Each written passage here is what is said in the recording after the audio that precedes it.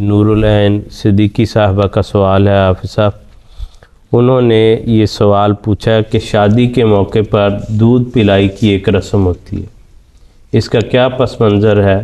اور اگر یہ گھر کے اندر اور رشتہ داروں کی حد تک ہو تو کیا یہ قابل قبول ہے؟ اسی طرح شادی بیاہ کی دیگر رسومات کا بھی اگر آپ ہلکا سا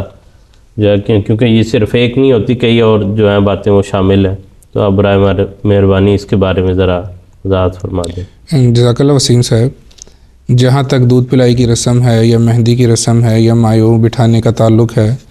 تو ہمیں حضور صلی اللہ علیہ وآلہ وسلم کی زندگی میں آپ کے ارشادات میں ایسی کوئی بات نظر نہیں آتی، اور نہ ہی قرآن کریم نے کوئی ان موضوعات پر کوئی براہ راست کوئی بات کی ہے. یہ ٹھیک ہے کہ اسلام جو ہے وہ خوشی کے موقع کو جو سیلیبریٹ کرنا ہے اس کی اجازت دیتا ہے، لیکن اس کے لیے چند حدود و قیود ہیں جن کی بہرحال انسان نے پاسداری کرنی ہے. جہاں تک تعلق ہے دودھ پلائی کی رسم کا، یہ سوال ہوا کہ یہ کب شروع ہوئی،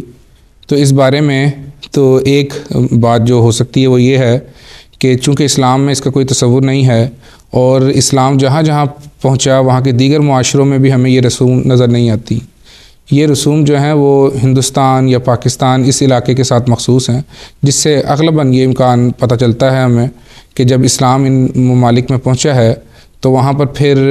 جو وہاں کے معاشرے کی چند رسومات تھیں شادی بیاہ کے موقع کی، یعنی ہندوانہ رسمیں، ان میں سے بعض رسمیں جو ہیں پھر مسلمانوں میں راہ پا گئی ہیں. تو ممکن ہے کہ یہ جو دودھ پلائی کی رسم ہے انہی رسموں میں سے کوئی ایک رسم ہو، یعنی معاشرتی رسم ہے، اس کا اسلامی طور طریقے سے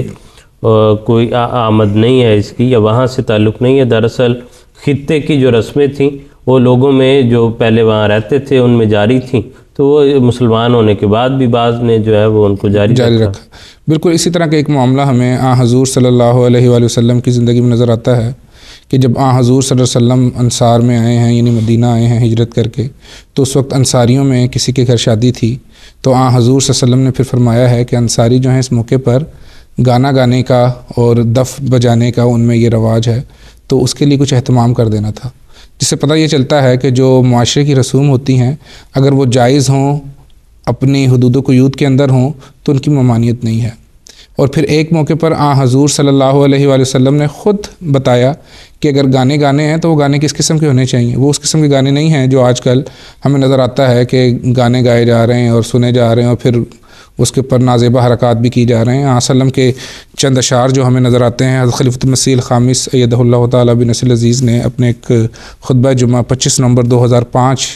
تفصیلاً ایک آپ نے خطبہ دیا ہے اور ان جو معاشرے کی برائیاں ہیں ان کا ذکر کیا. حضور نے پھر یہ بات بھی بیان کی ہے بیچ میں، وسلم نے جو اشعار سکھائے ہیں اس کے الفاظ یہ ہیں کہ اتیناکم فحیانا فحیاکم، یعنی کہ ہم تمہارے گھر آ گئے ہیں، ہم تمہارے گھر آ گئے ہیں، بس ہم تمہارے لیے جو تحائف لے کے آئے ہیں وہ خوش آمدید کا خدا تعالیٰ کی سلامتی کے تحفے ہیں، اور تم بھی ہمیں خدا تعالیٰ کی سلامتی کے تحفے جو ہیں خوش آمدید کہتے ہوئے دو. تو حضور صلی اللہ علیہ وسلم نے بتا دیا کہ پاکیزہ اگر کچھ اشعار کہہ دیے جائیں اس موقع پر، اور اگر اس کو کہہ کر گنگنا کر بھی اور اگر تھوڑے سے دف کے ساتھ بھی اگر وہ بیان کیے جائیں تو اس کی ممانعت نہیں ہے، لیکن حدود و قیود ضروری ہیں. مثلا جو مہندی کی رسم ہے اس کے بارے میں ہمیں نظر آتا ہے کہ مہندی لگانے کا تو رواج کا نہیں پتہ چلتا ہے سچ ہمیں اسلام میں، لیکن یہ بہرحال ضرور پتہ چلتا ہے کہ مثلا جب حضور صلی اللہ علیہ وسلم کی پیاری بیٹی حضرت فاطمہ رضی اللہ تعالی عنہا کا نکاح ہوا، جب آپ کی رخصتانہ کی تقریب ہوئی، تو اس وقت حضور صلی اللہ علیہ وآلہ وسلم نے اپنی 2 ازواج میں سے، جن میں ایک حضرت عائشہ کا ذکر آتا ہے، ایک حضرت ام سلمہ کا ذکر آتا ہے رضی اللہ عنہما، ان دونوں کو کہا کہ عائشہ کو تیار کر دو، چونکہ ہم اس معاشرے میں مہندی کی جو ہے تقریب وہ ایک رات پہلے ہوتی ہے، جس سے مراد یہ کہ دلہن کو تیار کیا جا رہا ہے. تو دلہن کو تیاری کے حوالے سے جو ہے مہندی لگائی جا سکتی ہے، لیکن پھر مہندی کے ساتھ جو دیگر چیزیں بیچ میں راہ آ گئی ہیں اس سے اجتناب کرنا چاہیے. کچھ لڑکیاں بیٹھ کر دلہن کو مہندی لگا سکتی ہیں، خوشی کا موقع ہے، خوشی کا تہوار ہے، اس کو سیلیبریٹ کرنے میں اسلام مانے نہیں ہے، لیکن اس کے ساتھ جو یہ رسومات آ گئی ہیں کہ جی اس کے پھر خرچے ہو گئے ہیں، بڑے بڑے ٹوکرے لے کر جو ہے وہ دولہے والے دلہن کی طرف جا رہے ہیں، دلہن والے دولہے کی طرف آ رہے ہیں. پھر مزید اس کے اوپر یہ بھی سامنے آئی ہے بات کہ لڑکی کی تو مہندی ٹھیک وہ تو ہے نظر آتی ہے، لیکن اب تو دولہے کی بھی مہندی ہو رہی ہے جس کی کوئی تک نہیں ہے. تو یہ باتیں ہمیں پتہ چلتی ہیں کہ اگر تو ان چیزوں کو، ان خوشی کو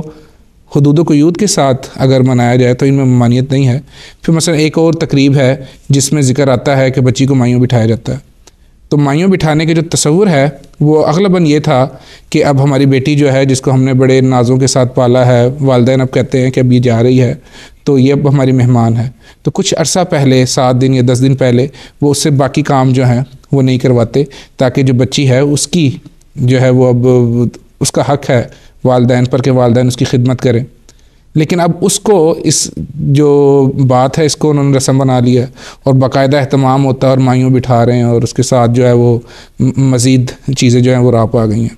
تو جہاں تک خوشی کے معاملات کا تعلق ہے تو ان کو سیلیبریٹ کرنا چاہیے اور اس کی اجازت ہے اور اسلام اس کے حق میں ہے، لیکن اس کے ساتھ اگر شیخی یا پیسے کی نمائش یا اسراف کا پہلو آ جائے اور پھر اگر اس کے ساتھ جو ہے بے پردگی کا پہلو بھی آ جائے تو یہ وہ چیزیں ہیں جن کی اسلام اجازت نہیں دیتا۔ جی ٹھیک ہے افسر، جزاک اللہ، بہت شکریہ۔ اور بلا شبہ اسی طرح ہے کہ یہ ساری خوشیاں جو ہیں وہ بھی دراصل اللہ تعالیٰ انسان کو دیتا ہے، اور اس نے اگر خوشیاں دی ہیں تو ان کے اظہار کرنے سے، ان کو منانے سے بھی اللہ تعالیٰ نے روکا نہیں، بلکہ ہر چیز جو ہے اس کی حدود اور اس کی قیود اور اس کے رنگ اور طریقے جو ہیں وہ بھی اسلام میں بتا دیے گئے ہیں۔ اس نام پر نہ تو اسراف کرنا چاہیے اور نہ ہی اس کی بنا پر لغویات جو ہیں یا بیہودہ گانے، فحش گوئی اور جو ایسے لوگوں کا ایک جگہ پر اکٹھے ہو جانا جن کا اسلامی طور پر جو ہے وہ پردے کے لحاظ سے جائز نہیں ہے کہ اکٹھے ہوں، ان کو وہاں پر مدعو کرنا اور ناچ گانے کا اہتمام ہونا، یہ چیزیں اس کے خلاف ہیں۔ اس کے علاوہ اگر گھر کے اندر رہتے ہوئے جو رشتہ دار ہیں قریبی وہ اکٹھے ہوتے ہیں اور اس حوالے سے کوئی جو ہے مناسب اشعار وغیرہ جو ہیں وہ پڑھے جاتے ہیں تو اس حد تک وہ اجازت ہے۔ لیکن اب صورتحال یہ ہے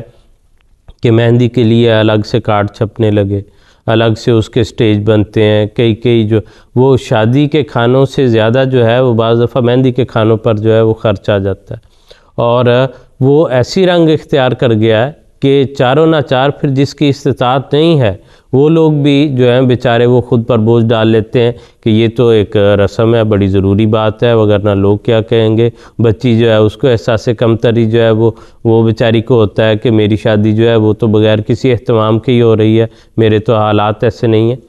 حالات ہونے کے باوجود جن لوگوں کو استطاعت ہے ان کو یہ سمجھنا چاہیے کہ ان چیزوں کو اللہ تعالیٰ کی ان احکام کے تابع رہ کر ہی عمل کرنا چاہیے، تبھی وہ خوشیاں جو ہیں وہ حقیقی خوشیاں بن سکتی ہیں، اور انسان کو اپنے لیے بھی اور دوسروں کے لیے بھی جو احساسات ہیں، ان کے جذبات ہیں، ان کا خیال رکھتے ہوئے اللہ تعالیٰ کے احکامات کے تابع زندگی گزارنے کی کوشش کرنی چاہیے۔ اللہ تعالیٰ ہم سب کو جو ہے وہ اس کی توفیق دے۔